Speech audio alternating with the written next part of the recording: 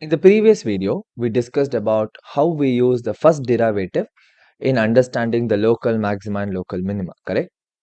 Now, we'll use the second derivative test in understanding whether the function is maximum at this point or minimum at that point, okay, whichever the given point, or what we call as the point of inflection.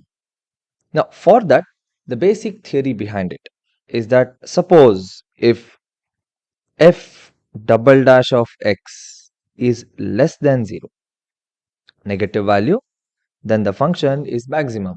Suppose if f double dash of x is positive, then the function is minimum. So here it is maximum if it's less than 0, it's minimum if it's greater than 0. Suppose if f double dash of x is equal to 0, then it's neither maximum nor minimum. Fine. Now let's try to solve an example problem. You will understand how to go about it. Say, well, we are taking an example, f of x is equal to, same, we'll take x cube minus 3x square plus 4. We'll take the same example. First, what do? We are going to take the first derivative, correct? So, f dash of x will be 3x square minus 6x. Now, equate it to 0 to get the points of inflection. So, when you equate it to 0, we'll get 3x into x minus 2 is 0. So, the points are x is 0 and x is equal to 2, correct? Now, what we do here is you differentiate it one more time, double derivative. So, f double dash of x, now this is going to become 6x minus 6, correct? 6x minus 6. Now, what you do, you substitute the points what you have got. So, what are the points? 0 and 2, correct? First, you substitute 0. F double dash of 0, 0 minus 6 minus 6. So, f double dash of 0 is less than 0, correct? That means this point is a maximum point. Alright, then f double dash of 2 will be 6 into 2 is 12 minus 6, which is 6 itself. So, here f double dash of 2 is greater than 0. So, this value is going to be minimum. Understood?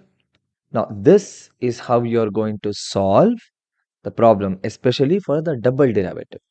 So, this is called as the second derivative test. So, first you differentiate, get the points of inflection, and then substitute in the sense differentiate again, then you substitute. To second order derivative, substitute that value of the points of inflection and figure out which is negative, which is positive. Fair enough? Now, in this case, suppose if you want the value, right, in the sense, suppose say you're going to put x as 0 in the equation. So, if you do it, that's f of 0 will be equal to 4, correct? Then, if you take f of 2, so f of 2 is going to be 8 minus 4 into 3, 12 plus 4. So, 12 minus 12 is 0. See, this is minimum and f of 0 is maximum. So, what we just figured out is using the second derivative, we can calculate which point will be the maxima, which point will be the minima. And you take those points of inflection, substitute back in the equation or substitute back in the function, then you will get the maximum value and minimum value. Fine. So, this is what we call as the second derivative test. Now, in the previous video, we discussed about the first derivative test.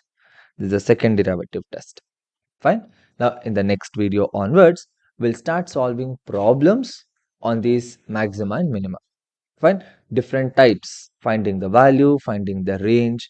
There are certain mensuration geometry questions also. We'll discuss all those things from the next video onwards.